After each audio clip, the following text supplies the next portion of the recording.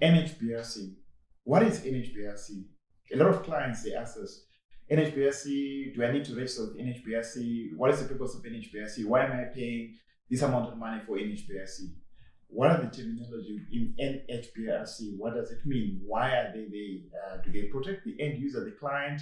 Is it for the consultants that work with NHBRC? This is one of the things that we want to talk about today on our second video.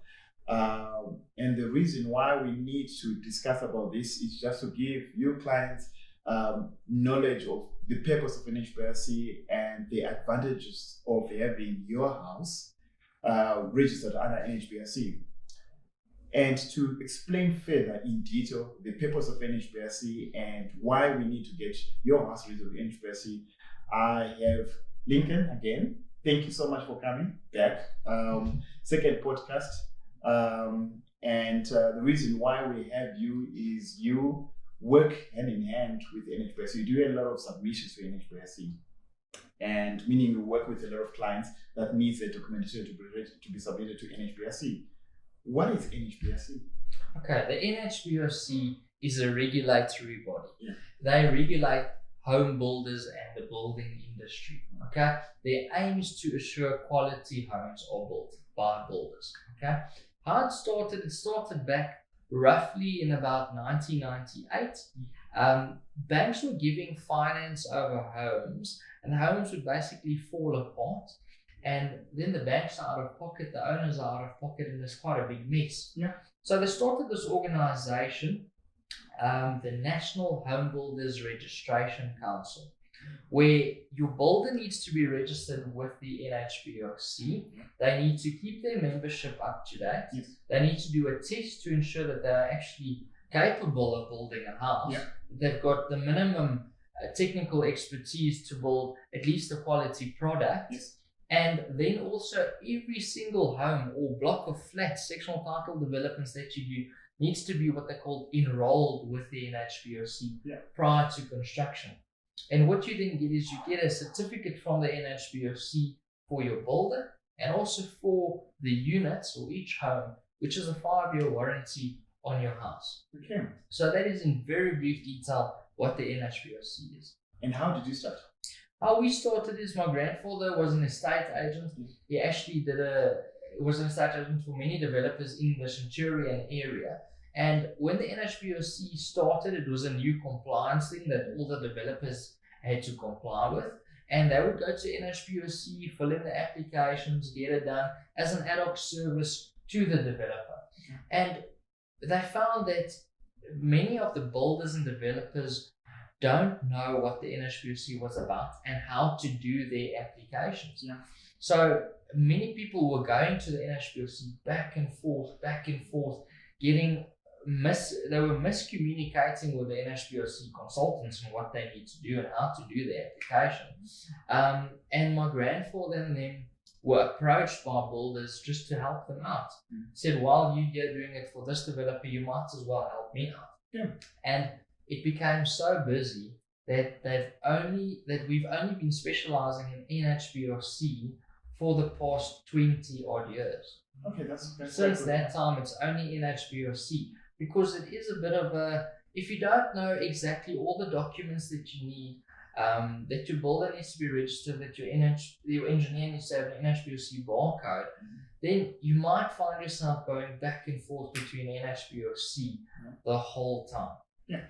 Quite interesting. So you saw a market, a gap in the market, provide information and service to the builder, to the client, and to the institute, just bridging that gap. But what is the value to the end user having his house or her house registered with NHBRC?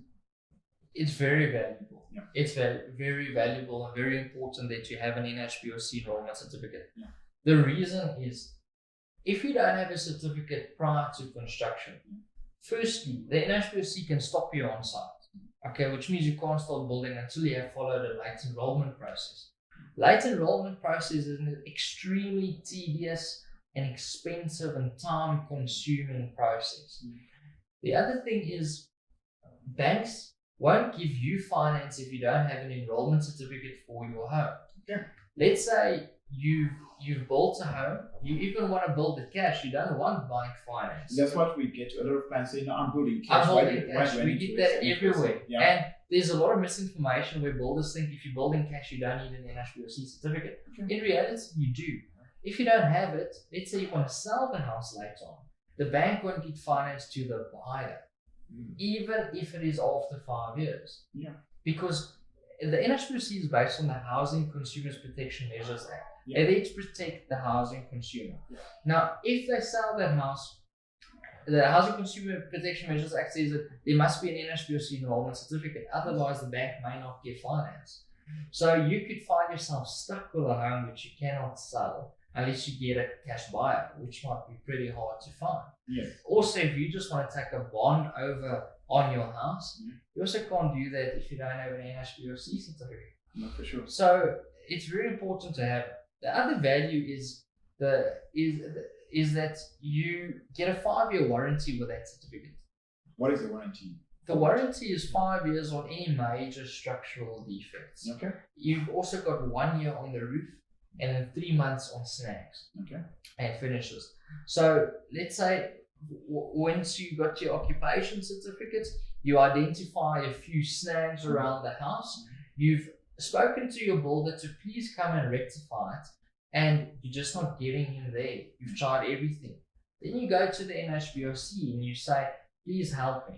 They will then force the builder to go back to site. They'll meet him there with an inspector and they will assess the snag, and if it needs to be done, they'll force the builder to rectify it. If he doesn't do it, they will have a disciplinary hearing with him. They can suspend him, and if he doesn't rectify it at all, they will even pay you out up to 500,000 rand. It's something that a lot of clients don't know of regarding all those benefits having NHBRC. It definitely is. Yeah. Not only that, it seems that they are making sure that the end user have got responsible people or accountable people when they're working on the building itself, the builder and structural engineer. Because the structural engineer is for more of the structural element, making sure that it doesn't move, cracks and all those stuff. And the builder obviously needs to build according to the regulations of NHBRC and science documentation.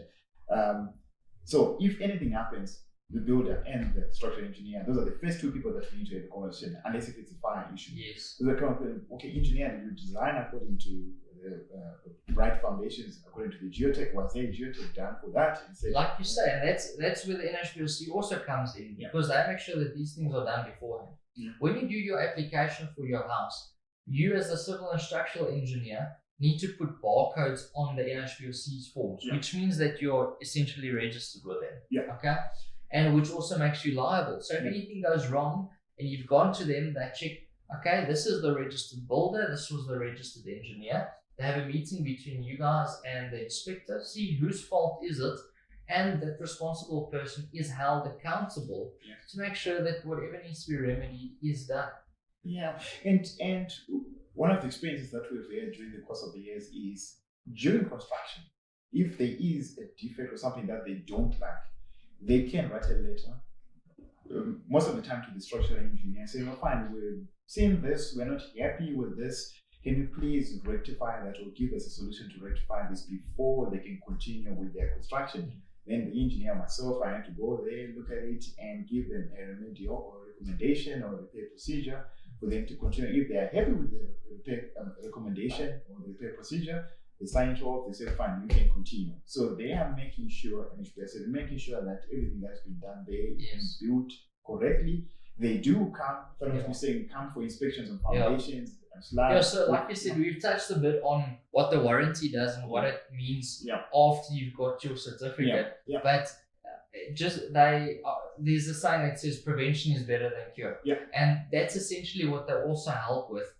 Everything needs to be in order before you can pour concrete in your foundation. Yeah. So they will check, is the soil condition adequate? Yes. Has my engineer in the first place designed in accordance with the soil conditions?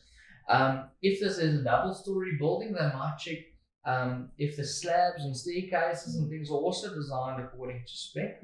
And that helps that before you even pour the foundation, everything is done right, so that you don't have to go and remedy anything after the fact. Yeah. So that is another nice thing about the NHBRC.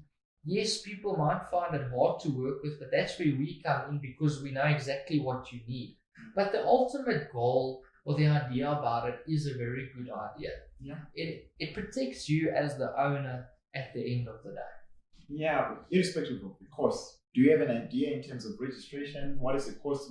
The costs are they based on the size of the property? How does it work? So if you are a homeowner and want to enroll your house, it's based on the price that you paid for the property, so which is reflected on your title deed, plus your contract amount. Okay.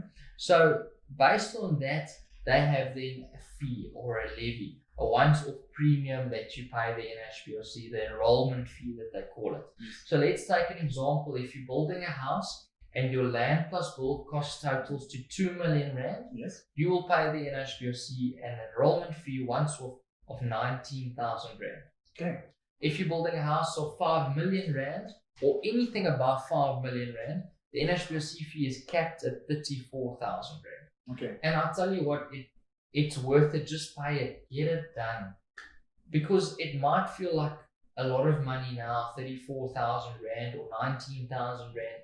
But I tell you, if you want to get a bond later, or you're trying to sell your house, or your house is falling apart, you're going to wish you paid that 19,000. Yeah, you need to have people that are responsible to come in and check and held accountable. Exactly. Is it the builder? Is it the engineer? What happened? And etc. People who are professionals who can come and protect you and say, fine, we're going to deal with the engineer who's registered with us, or we're going to deal with the contractor who's registered with us. But basically what you're saying is it's always good to have, especially the contractors, even non-engineers who are registered with NHBRC.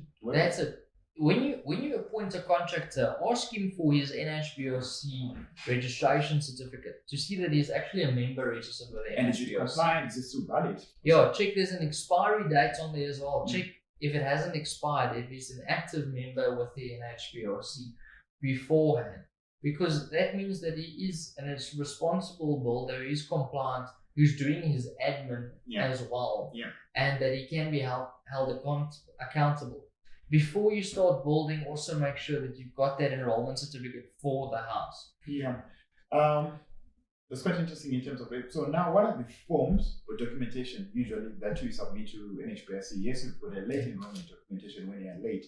What does it mean that you're late? What makes a project late in terms of enrollment? And what are the penalties if there are penalties? So if you haven't got that enrollment certificate before you started with construction, then the NHBRC will deem it as a late enrollment, which means that the NHBRC has now got a risk to enroll your property. Because remember, at the end of the day, the NHBRC is a warranty scheme. They provide a 5-year warranty on your house. Now, if you've already built it, it means the NHBRC couldn't set certain precautionaries prior to building. They couldn't do the inspections of the foundations, check that adequate steel and concrete is used, and that goes for right through the structure. And they weren't able to assess the soil conditions beforehand.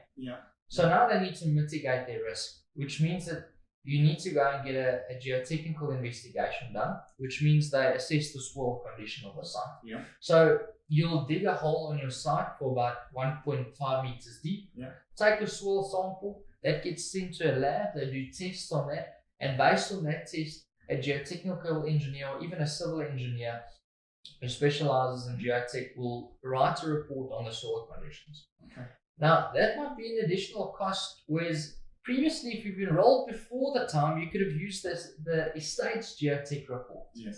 Now, you need to do one specific to your site. So basically, you're saying it's a site-specific geotech, irrespective if they have... as long as if it's late, they want it site-specific. That's which means it costs you an extra 20,000 rand. Now, there we said the enrollment fee is 19,000. Now, you need to do a site-specific report. It's an extra 20,000 rand, at least. 20,000 is a very reasonable quote. Okay. Then you need to get an inspector from the NHBRC to assess the whole structure. All the visible items, you will mark this is a risk or not. Okay, it's got a whole tick sheet. Then also they want all the engineer's designs. Now, the engineer might actually need to go and do a more extensive design than what he would usually do, and inspections and verifications to mitigate the NHBRC's risk. He actually needs to write a whole report. They call it a forensic and remedials report.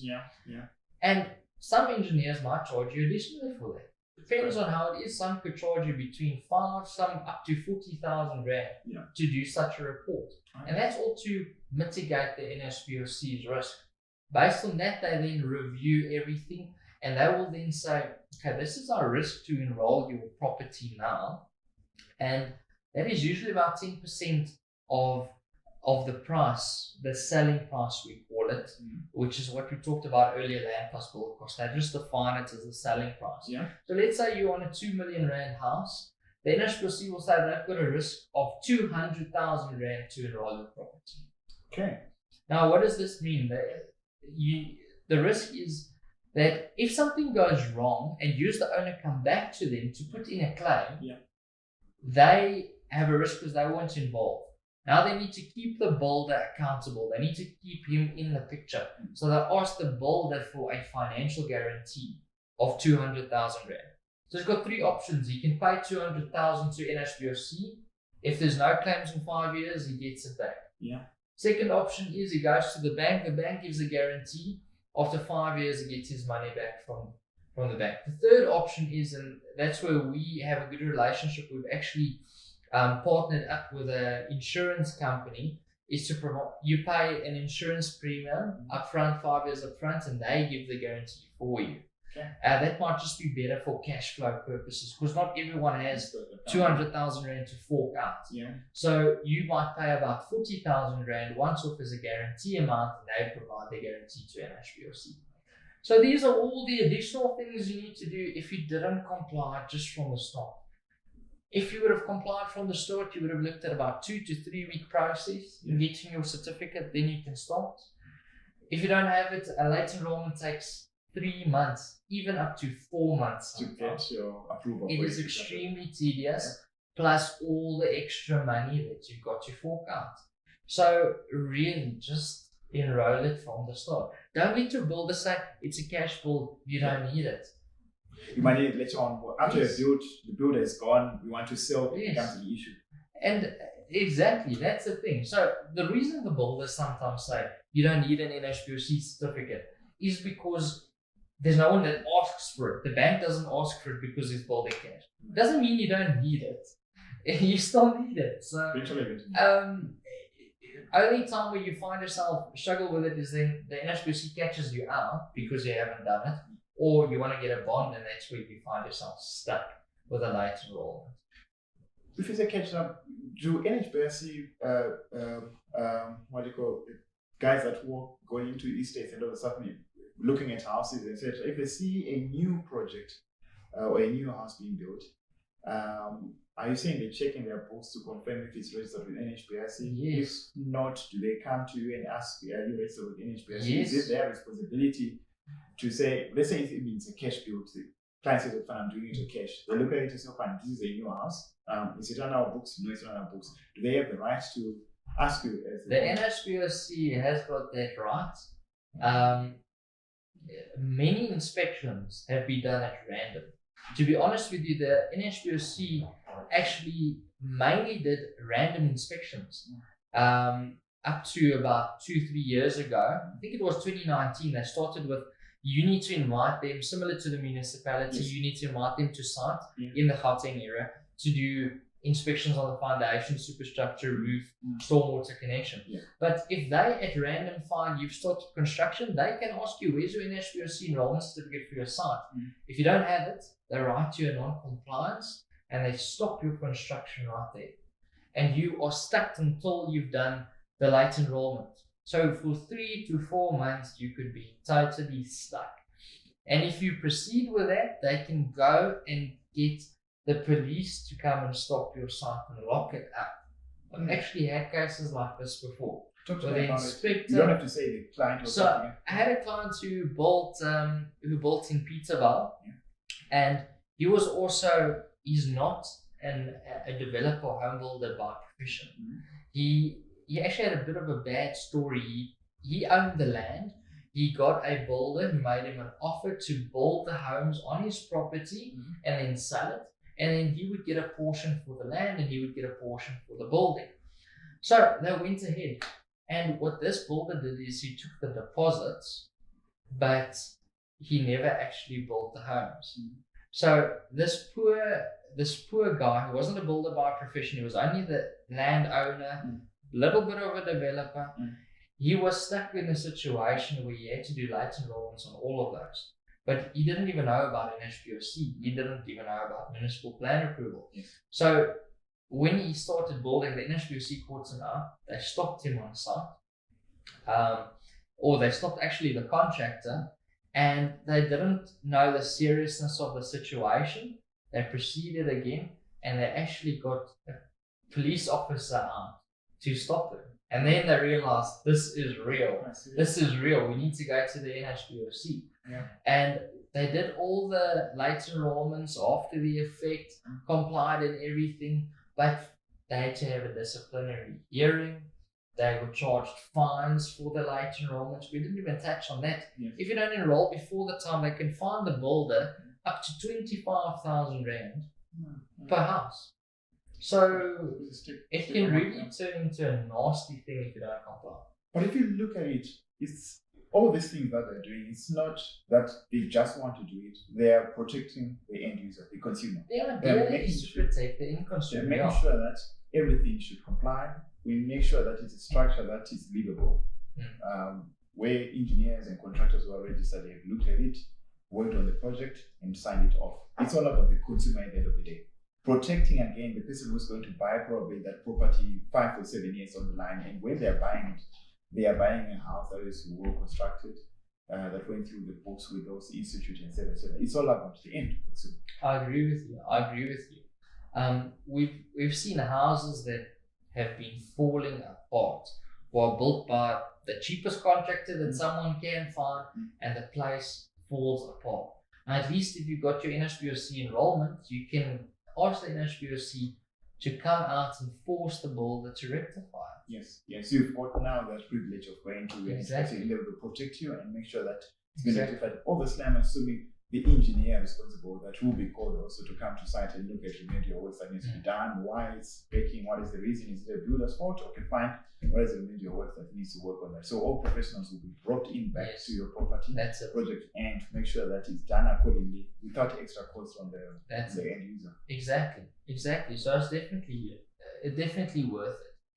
And NHBRC, especially in Dolomitic areas, what is the experience regarding that? I know they're quite strict, especially in clay soils or Dolomitic areas, and we really need to take this seriously because Dolomitic area is a big issue in certain areas. It doesn't mean that you can't build, but if you can, they are so adamant to make sure that everything is done correctly, etc.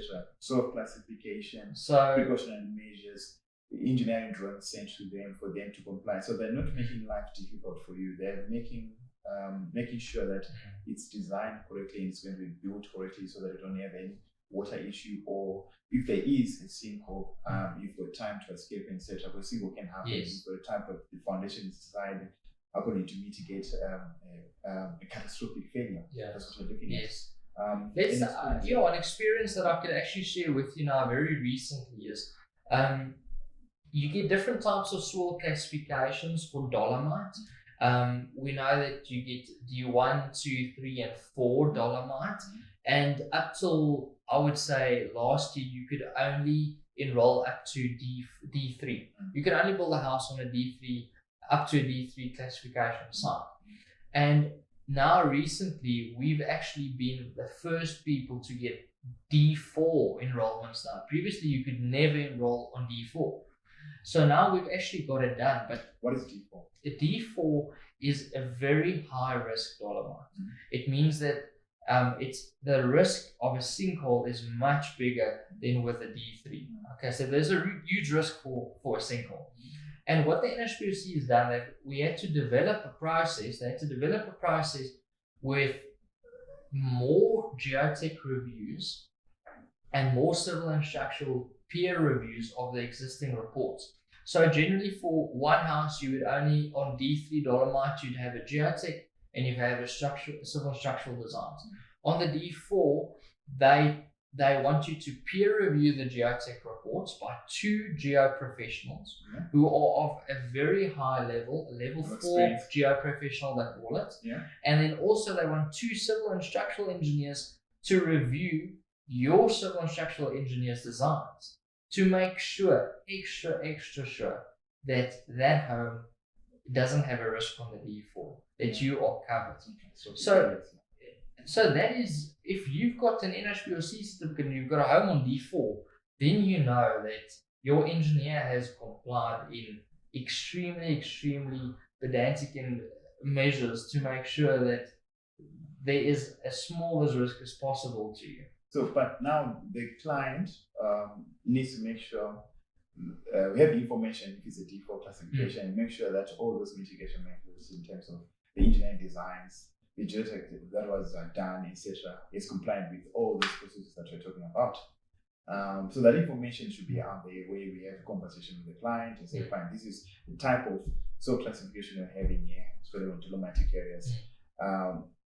Most clients are not aware of dolomite. What is dolomite? But some builders are not even aware of how bad it is. Yeah. So that's where using a professional like a facilitator like ourselves, who are experts on NHBRC, what they need, how this process is put together, where it would help, because now you can be proactive and get it done before. Yeah. I've got 2 clients who bought stands on D4 sites, who we've been sitting with for the past 2-3 months, where they didn't have all the right documentation. They went to NHBRC. Now they've come to us to assist them, and we know exactly what the NHBRC wants. We know the professionals who can get the job done for them. So now we've arranged all these peer reviews and everything that they need.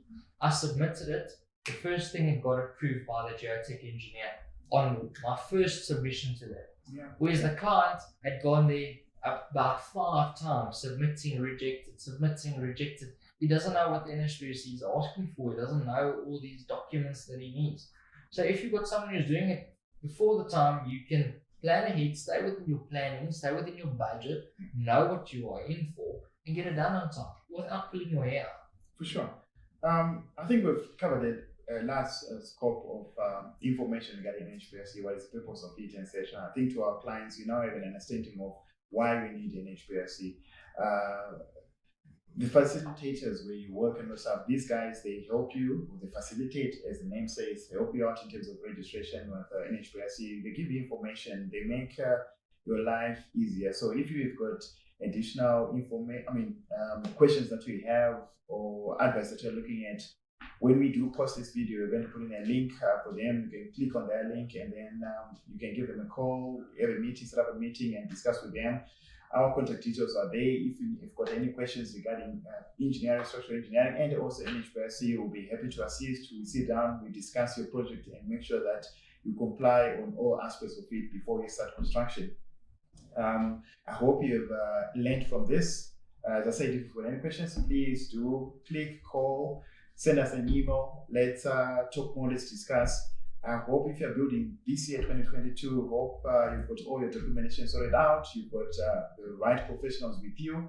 It doesn't have to be us, but wherever you are, have the right professionals. Have guys can assist you in terms of registration or NHBRC with the council. The design needs to be done properly, right architect. You need to have a geotech for your site. It's always important so that it gives you an idea of the type of foundation that you need that goes on into your budget done by the QS. And if all this professionals, I think your project will go well. Thank you so much for listening to this, Lincoln. Thank you for coming again. Really appreciate it. We learned a lot.